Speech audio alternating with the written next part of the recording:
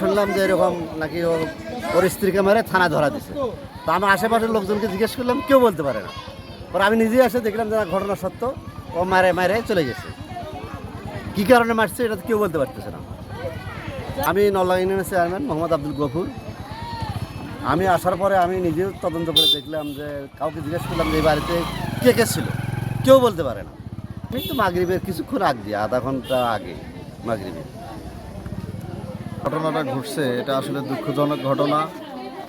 যে ছেলেটা তার স্ত্রীকে হত্যা করছে, এই খবরটা আমরা চেয়ারম্যান সহ আমি ওখানে বসে আছি, এই মুহূর্তে পাওয়ার পরে আমরা এখানে এসে দেখি যে মেয়েটা বাইরে মৃত অবস্থায়, তাকে বাইরে রাখা হয়েছে। আসলে ছেলেরা এসে শুনলাম যেটা আর কি, যে ছেলেটা নাকি নেশাগ্রস্ত, দীর্ঘদিন হলো সে নেশা করে, মাদকের সাথে জড়িত।